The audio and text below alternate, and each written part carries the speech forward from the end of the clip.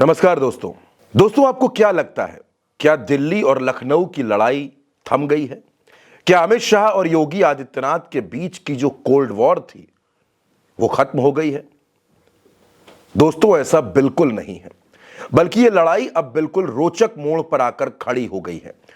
और इस लड़ाई की गवाही देती हैं उत्तर प्रदेश की कई सियासी घटनाएं, वो घटनाएं जिनमें आता है योगी आदित्यनाथ का वो बिल जिसको भूपेंद्र चौधरी, सिद्धार्थनाथ सिंह, हर्षवर्धन वाजपेयी, इन तमाम बीजेपी के ही नेताओं की वजह से गिरना पड़ा। यह बिल पास नहीं हो सका। और दोस्तों, फिर अमित शाह और योगी आदित्यनाथ के बीच की यह लड़ाई जो थमने का नाम नहीं ले रही। नरेंद्र मोदी अपनी सारी कोशिशें कर चुके हैं, लेकिन लड़ाई खत्म नहीं हुई। अमित शाह और योगी की नाराजगी लगातार बनी हुई है। वो नाराजगी जिसका प्रमाण वो वीडियो था जिसमें योगी आदित्यनाथ अमित शाह का अभिवादन तक नहीं करते। अब दोस्तों, अगर ये लड़ाई थमी नहीं है तो इसको थामेगा कौन? लड़ाई को खत्म कौन करेगा? अब दिल्ली के सियासी गलियारों में यह चर्चा है कि अगस्त के महीने में बीजेपी को नया राष्ट्रीय अध्यक्ष मिल जाएगा। बहुत से नामों की चर्चा है और उन नामों की फहरिस्त में एक नाम देवेंद्र फडणवीस का भी है। लेकिन दोस्तों, जो लड़ाई है अमित शाह और योगी आदित्यनाथ की, योगी आदित्यनाथ झुकने के मूड में कतई नहीं है। और योगी आदित्यनाथ ने उत्तर प्रदेश की विधानसभा से यह भी बता दिया कि उनके तेवर क्या हैं।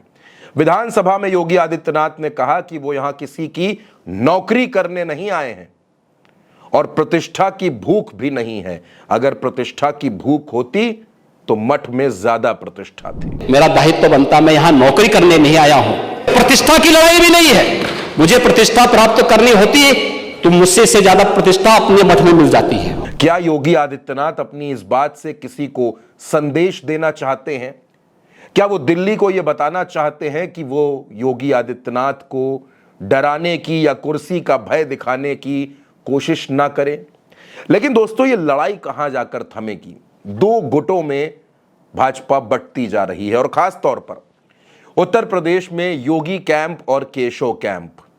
केशव मौर्य और योगी की लड़ाई भी रुकने का नाम नहीं लेती और जाहिर तौर पर केशव प्रसाद मौर्य को अमित शाह कैंप का नेता माना जाता है, ब्रजेश पाठक को अमित शाह कैंप का नेता माना जाता है, योगी की सरकार के कई मंत्रियों को अमित शाह का करीबी बताया जाता है। यानी योगी आदित्यनाथ एक तरफ दिल्ली से भी तनातनी उनकी चल रही है और दूसरी तरफ उनके सहयोगी, उनके सरकार के मंत्री भी कुछ ऐसे हैं जो उनके नहीं हैं, जो दिल्ली कैंप के ज्यादा करीब हैं और ये योगी आदित्यनाथ को पता है। योगी आदित्यनाथ जिस विधेयक को उनकी सरकार लेकर के आई उसका गिर जाना, यह संगठन और सरकार के बीच की एक बड़ी लड़ाई को भी दिखाता है। योगी आदित्यनाथ और अमित शाह की साथ साथ तस्वीर आपने लंबे वक्त से कभी हंसते मुस्कुराते हुए शायद ही देखी हो।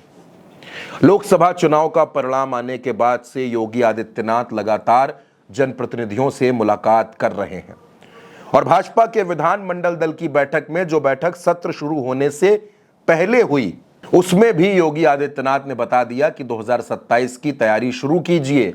जो विधायक गुमान में हैं वो अपना गुमान छोड़ दें और जनता के बीच में जाना शुरू कर दें। यानी योगी आदित्यनाथ अभी से 2027 की तैयारियां कर रहे हैं। लेकिन दोस्तों, अमित शाह और योगी आदित्यनाथ की लड़ाई आखिर रुकेगी कैसे? क्या संघ को दखल देना पड़ेगा? क्या नरेंद्र मोदी को खुलकर उतरना पड़ेगा? या फिर बीजेपी का जो अगला राष्ट्रीय अध्यक्ष होगा वो इस लड़ाई को खत्म करवा सकेगा? अब अमित शाह चाहते हैं उत्तर प्रदेश में नया मुख्यमंत्री बने, नया चेहरा हो। केशव प्रसाद मौर्य बार बार ये बात कहते हैं कि 2027 2017 वाला होगा, लेकिन योगी आदित्यनाथ कहीं से भी किसी भी मोर्चे पर झुकने को तैयार नहीं है, वो झुकना नहीं चाहते। योगी आदित्यनाथ डंके की चोट पर अपना शासन चलाना चाहते हैं और वो ये बता चुके हैं कि लोकसभा चुनाव में गलती दिल्ली की थी, गलती टिकट चयन में हुई थी, गलती प्रत्याशियों पर फैसला करने में हुई थी, गलती उत्तर प्रदेश की नहीं है, उत्तर प्रदेश सरकार की नहीं है, योगी आदित्यनाथ की नहीं है। यानी गलती किसकी है? गलती दिल्ली कैंप की है, गलती आला कमान की है। और दोस्तों, तभी से ये तलवारें खिंची हुई हैं। अमित शाह ने जिन जिन लोगों को अपनी मर्जी से टिकट दिलवाया, वो सब चुनाव हार गए। और अब इसी बात की चर्चा है कि आखिर उत्तर प्रदेश में दो धड़ों में बंट चुकी भारतीय जनता पार्टी, जिसके हौसले लगातार कमजोर होते जा रहे हैं, वो 2027 में अखिलेश यादव का मुकाबला कैसे करेगी? आखिर कैसे यह मुकाबला होगा, कैसे ये जंग होगी 2027 की? जाहिर सी बात है कि अमित शाह और योगी आदित्यनाथ के बीच की इस लड़ाई को खत्म किए बिना 2027 की राह बहुत मुश्किल है, बहुत मुश्किल है। और इस बात को खुद भाजपा के नेता, भाजपा के विधायक भी मान रहे हैं।